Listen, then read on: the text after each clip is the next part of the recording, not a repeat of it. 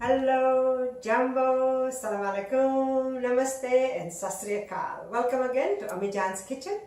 And today is Thanksgiving Day, so happy Thanksgiving Day. We had our yummy turkey yesterday and today is just a chill day. So Emma is going to do a video for me and we are making Spanakopitas.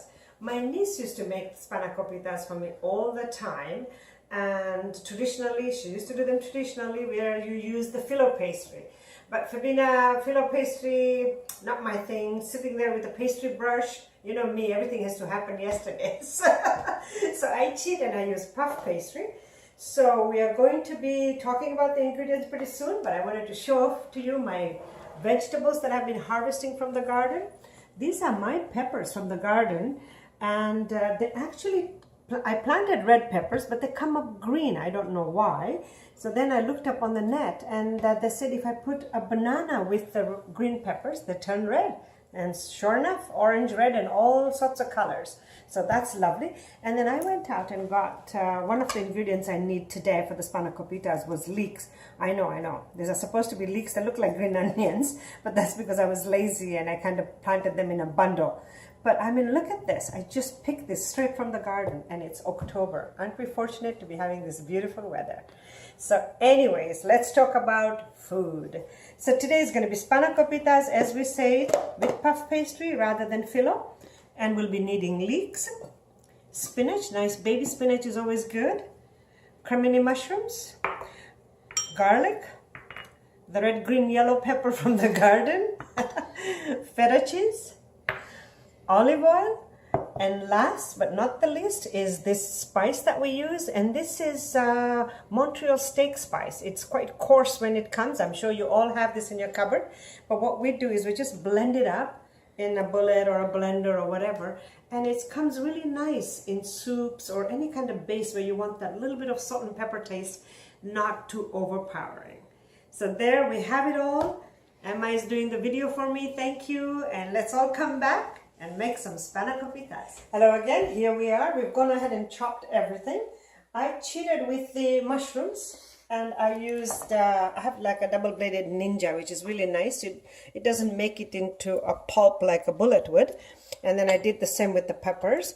And of course, this one had to be hand-chopped and hand-chopped. And then the spinach, basically just hand-chopped. You can kind of get the idea. You know, just so it's not big leaves, because eventually you want to be able to wrap it. And most of this is pre-washed, clean baby spinach from Costco. I'm sure we all get the same stuff. So here we are. We're going to start it off on sort of a medium-low heat. And I'm going to start first with the garlic, with a little bit of that Montreal spice to give the flavor right from the beginning. And of course, you know, the olive oil as I always have. And that's just eyeball it really. You want enough so the garlic can actually sit in there. I've never actually grabbed a teaspoon or a spoon, but I'm sure you figure that one out. So there, let's chuck the garlic in there and just let it slowly cook. Obviously the heat hasn't come up yet, but I don't like to wait until it gets really hot because then the garlic burns very fast. So this way it can kind of come to that nice little happy space by itself. And I'm just going to do a little bit of this thing so the flavor starts right from the beginning. All right. So let's give this a couple of minutes and we'll be back. So here we are. It's starting to do its little sizzle thing. We do not want the garlic to go brown, just enough to give it that little flavor coming through. Reduce it a little bit. And then let's throw the leeks in. And the leek have a little bit more water than the garlic does, so then they'll stop that cooking, burning process type of thing. So here we are. You can see there's not a lot of oil. I don't want to make it too wet. So, because the mushrooms will give out enough water to bind everything together and make that spinach cook in that liquid of the water. Sorry, here we are. I got carried away there. I thought it was just me and me here. Okay, so now I'm going to throw the red peppers, which will have water as well, and the mushrooms. So basically, you know, just everything is just happening really. The only little bit was important was in the beginning. Now you can see the water is starting to come, and we'll also do the mushrooms. Lots of them. These are Cremini mushrooms, by the way. I don't know if I said that, but you could use, I guess, white mushrooms as well. So there. This looked like a lot, but just like spinach, you know how they all cook down. So we're just going to coat it all well. I could have probably been a little bit more generous with the oil. It's a little bit dry. So what I'm going to do is just move this around here and put a drop of oil in there. And you know me with my oils, they're all different flavors. You can put whatever you want. So they might have a little bit of a heat in this because my oil has heat in it. Now since I've got the oil here, I'll take advantage of cooking my spice in there. There's a nice sizzling thing happening. And there we go. So mix it all up. I just wanted you to see this stage. You can see the water, right? That's all the liquid coming out of it. So now we're going to let this liquid almost all evaporate, and I would say around 2 minutes, maybe 2.5 minutes, and then we'll introduce the spinach to it. And this is a good time to kind of get a little bit of that sauce on the spatula and taste it to make sure you like it. If not, this is the time when you want to add a little more spice, you can't do the less, but more for sure. Let's come back. Here we are. You can see, you can actually hear the water is all evaporated, and it's starting to stick together, right? Like clumping together. So now we just spread it out nicely. And then we're going to just sprinkle the spinach on top. And you know, we all know what spinach does. It looks like so much when you start with it, and then you end and there's not very much at all. Now we're just going to make sure all the nice flavor at the bottom gets into the spinach. It's a very quick one to do, and then of course there is that period where you have to wait for it to cool, and sometimes you can cheat and refrigerate it if you're in a hurry, and of course you have to remember to take out that pastry ahead of time so you can have it ready to roll. So this, you can see what I'm doing here is just folding it over just like a batter to coat everything so you get that nice flavor happening. And we did use that Montreal steak spice, but no extra salt, because remember, the end thing that's going to go in here is feta cheese, and feta cheese is always salty. So there, you get that idea now. Lovely. Doesn't that look yummy? We'll come back. Check this out. It's all sticking. All the moisture is gone. You can see it's almost sticking. Like if this was not a non-stick pan, it would be stuck. So lovely. Turn the heat off, and let's get into the feta. Take it in your hand and just crumble it. No fussing. Doesn't matter how big or small, because they'll all be mixed in together. This is a nice, and we're going to just put this in a plate, leave it to the side for a good half hour or so, or like I said, if you're in a rush, put it in the fridge, and then we'll come back, obviously, and show you how we roll it and make the packages out. Hello again, here we are. We've finished our mixture, it's cooled, and this is what the pastry will look like when you open it up. It's always done up in 2 squares, I'm sure you've seen that. We've got a little bit of water here just to do a seal, but there it is. It comes in 2 sections, so we're going to take it apart, roll one section into a square, and then make 4 Spanakopitas. Okay, so there we have our, you can see the puff pastry. The beauty is the lines, right? Somebody's already done all the hard work for you. You can see the layers. So there. A little bit of flour, especially when it's sticky, make sure you do a little bit of both sides. And instead of going straight out, you want to keep turning it. So what we're going to do is roll into a square so we can make 4 sections. So we're going to move this over a little bit.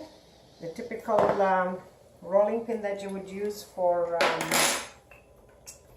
making any kind of pastry, except Indian bread, of course. We use a smaller, thinner rolling pin. So there, roll a little bit this way, roll a little bit that way, and just kind of keep moving it around so you can get that nice, thin enough and yet not so thin that you cannot make little parcels out of it. But remember, it is puff pastry. We had those beautiful layers, and they will all come. They will all lift up. A little bit at the bottom. And then just apply pressure where you want it to extend and gentle where you don't want it to. So I'm trying to push to the center because otherwise it just seems to be more on the edges. So turn, and then just here and here is what I'm after. So a little bit of pressure there. Here we are. So let's just roughly, just to gauge it, that's the oven, preheated. So 4. So you can just visualize this. It's going to be a triangle type thing, okay? So now we need a nice sharp knife to divide it. And you can feel the weight. It's a nice weight. You know, you can kind of feel the weight drooping. So that means it's still heavy because of all those lovely layers we talked about. So just to make a little faint line so we don't end up having there, okay? And we're going to cut that. Leave one out for a minute and then fold this up. You don't have to be that precise. It's, you know, and there. So that's 2 right there. Let's work on those and then we'll come back for the other. So we've got our 4 triangles. We decided to do them all together. So then we're, you know, saving time, so to speak. So you can kind of see what I'm going to do is put the mixture here because I feel this is a little bit heavier side. And then we'll just kind of, it's not perfect square, but then, you know, it's not supposed to be, right? There. Okay, here we go. So let's grab that mixture. You don't want too much and you don't want too little either. Just a nice amount, enough amount so when the pastry puffs up, you want to be able to taste that mixture in there. Otherwise, it's kind of like eating pastry without enough of a mixture. Here we are. I'm just going to put a little bit more in the center, but less in the, so a little drop of water here. Dip your finger. Not too wet because it is a light pastry. Just enough so when you bring that other edge down, you have something to press it. And this is where you could almost push a bit. Okay, so we're going to bring it around and pull, seal, pull and seal. Okay, there, and smash it up.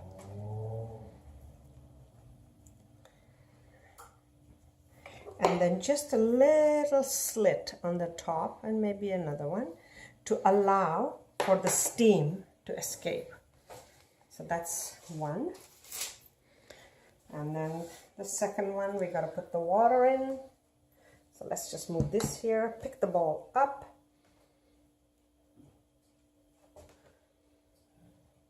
And the idea is, I think here I did leave it a little bit too much. You don't want the mixture to ooze out when it's baking, because then it's kind of squishes all over the place. Okay, and turn, and this might just do that, but then that's what you know what not to do. There. And that little slit on top, and another little one. And cut. There, we'll finish the rest, and there's a piece of spinach there. We'll finish the rest and we'll come back and show you how well it turned out. All baked ready. We'll obviously put the temperature and everything on the thing, but we won't fuss showing you the oven part, because basically put it in the oven, bake it for the amount of time given, and then enjoy it. So thank you again.